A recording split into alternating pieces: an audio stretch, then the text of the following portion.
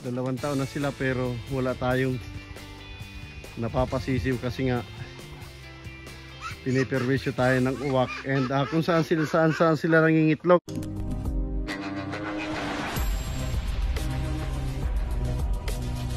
Mga ka-farmers, dito natin hihintayin yung lambat para sa pre-range ng ating manok. Yan.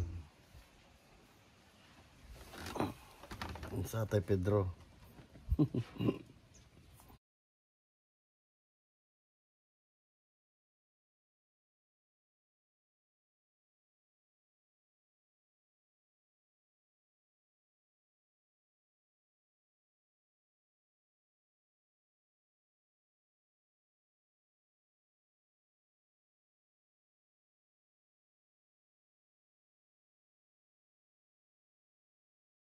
Mga manok sinalubong ang kanilang amo.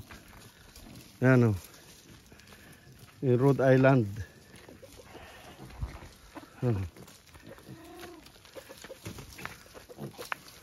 Yan na. Sinalubong na ang kanilang bossing. Nag-uuwian na rin yung ating mga kambing.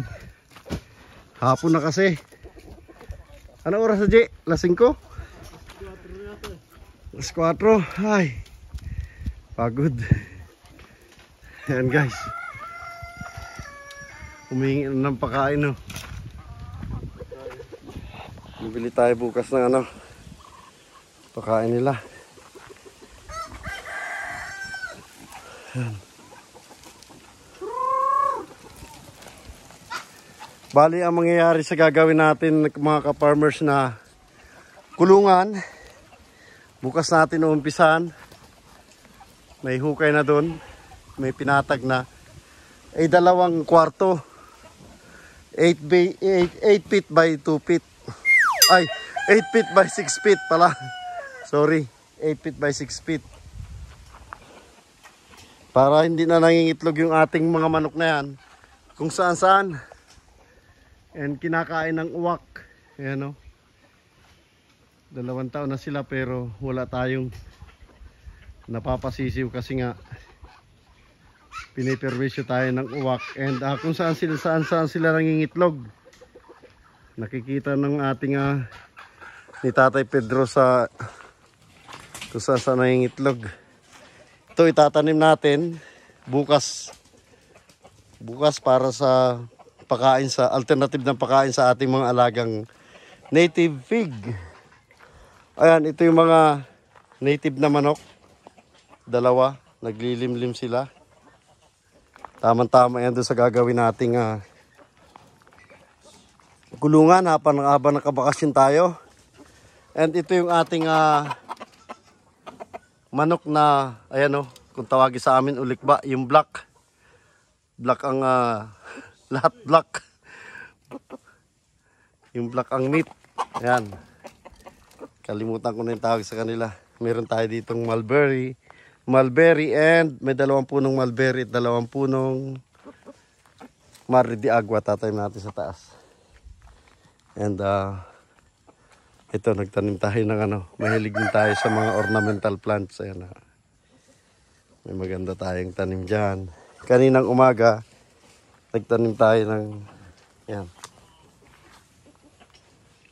Galing sa Pampanga, pagagapangin natin dito sa taas ng lukban o tawag dyan, grapefruit.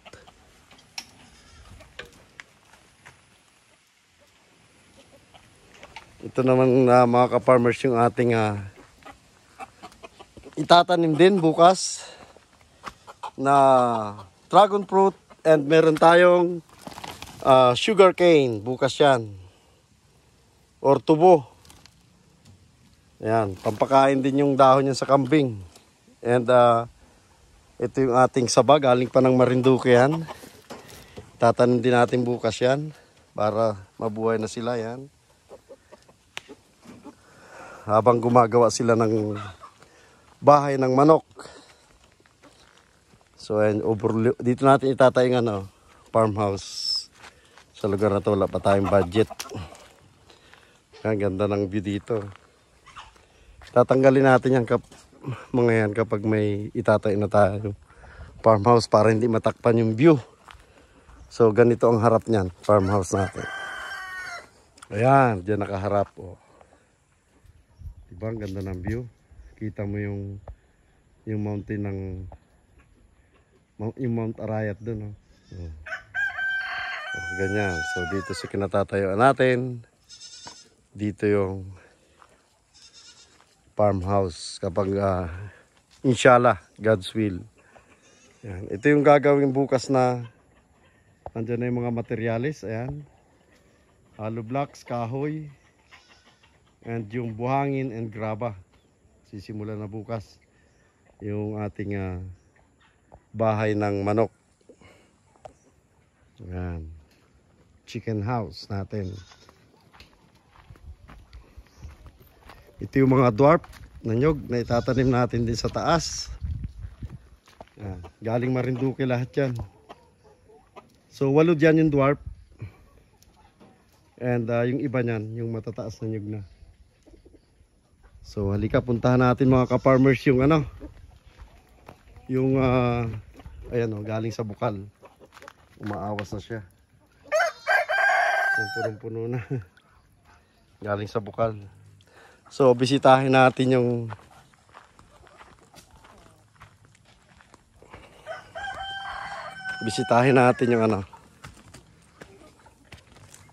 paggagawa ng bahay ng manok.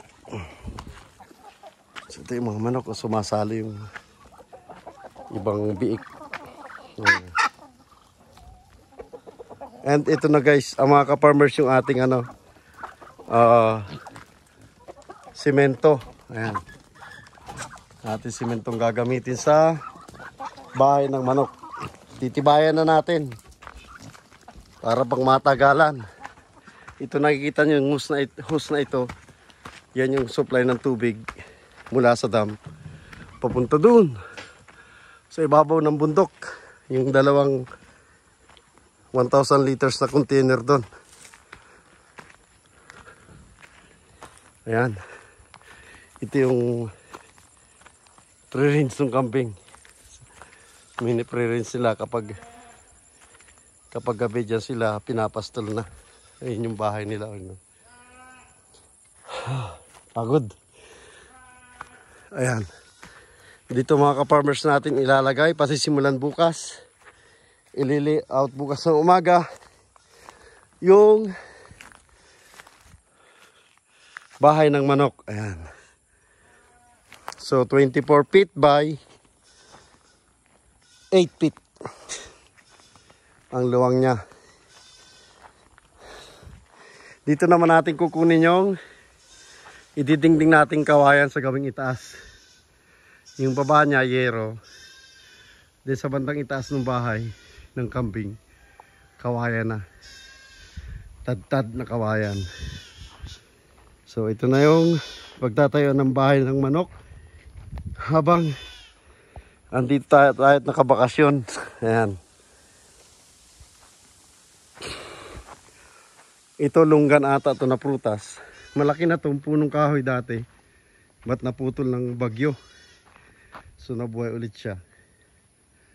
And hindi natin patatamaan ng bahay ng manok yan. Hanggang dito lang tayo. Ito na yung magiging poste natin. Ayan, dati nakaplano tubo. Ba't nakapagtistis tayo ng ipil-ipil. Ayan. And then yung gagamitin nating poste o haligi niya or kolom. Ito yung longgan. Ayan. Ayan. So ito na, dito natin itatayo yung bahay ng manok. Ayan, overlooking sa bahay ng kambing. Ayan. Dito hindi natin mailagay, may baba dito ng konti. Kasi mga pinya yan, may mga tanim na pinya dyan. Ayan. Pinyahan yan. Ayan. And mga ka-farmers, nakabili na rin tayo ng lambat para magiging pre-range ng nila. Pre-range ng mga manok. Ayan, dito natin ilalagay yan. Paikot. Bumili tayo ng 100 meters na lambat. So, 25 meters by 25 meters by 25 meters by 25 meters yung gagawin natin. Dito paikot hanggang dito. Ayan. Tatanggalin natin itong kawayan na to, baka pagtulayan to ng sawa. So ayan sa luisoy na yan o creek. Ayan. So dito pababawasan pa natin bukas ng half meters kasi para may allowance sa side at lalagyan na lang natin ng kanal dito para sa tubig ulan. Hindi natin ididikit dito yung wall para hindi kaagad masira. Itong daan na ito ililipat na natin. Bali dito na sila dadaan sa gilid dito. Ayan, kung hindi sila makadaan dyan, sa gilid na yan, doon sa kaliwa. Sa kabila, doon na ang daan nila. So, ayan.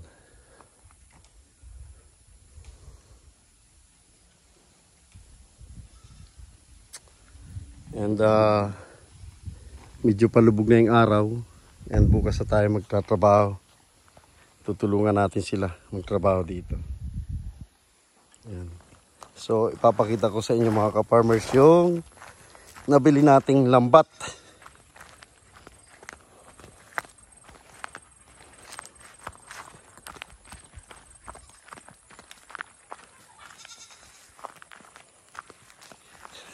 Tambak na ano.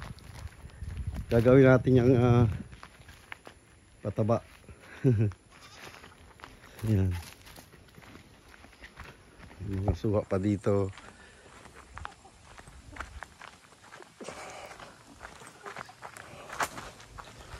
Ito yung mga manok. Ayan. And ano tayo? Pasok tayo. Dito yung mga gamit natin sa farm. Ito yung nabili natin mga ka-farmers na lambat. So ayan. 0.75 inch. Ito yung asin. Habang hindi pa dumadating yung package natin na salt lick. Ito naman yung ating jackhammer para sa gagawin nating pond. Yan, ito yung ating ikakabit din bukas na solar lights. Yan, may mga solar lights dito gamit natin sa farm. Ito yung ikakabit nating solar lights bukas. Bili tayo ng tubo. So, ansara na natin. Nagmamatira na rin gasolina natin para sa pagtitis-tis. Maganda yung bika kapag naka pre-range. So, ayan. Wala pa yung mga kambing natin. Isa pa lang yung umuwi, si Bad Boy.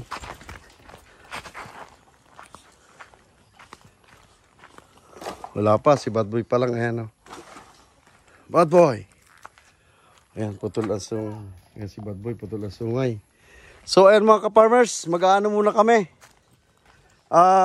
Manghuhuli ng tilapia. Ayan. Ito yung anak ng ating kapatid. Ayan, kanya asawa yun. Manghuli muna kami ng tilapia. Silipin natin yung baboy. Ayan, so let's go. Bababa tayo. Hindi pa naiakyat mga ka-farmers yung ating gagawing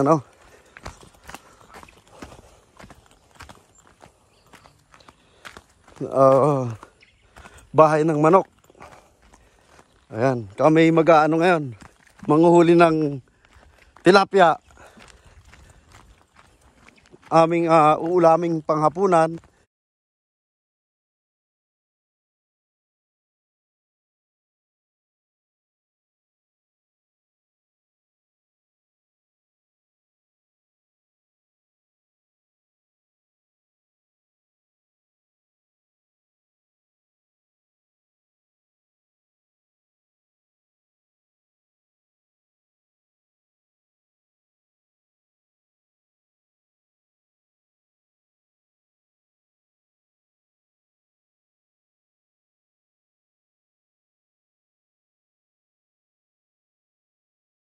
So ayan, naghihintay na sila. Maglalambog na kami o maglalambang.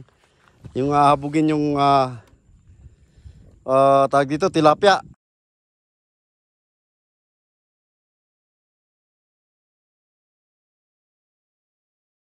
Let's go. Abangan nyo yung susunod na video about sa paglalambog o paglalambat ng tilapia na gamit ito. Yan o, panghabog. Ayan, so don't forget to like, share, and subscribe. And hit nyo na rin yung notification bell para manotify kayo sa mga susunod nating video.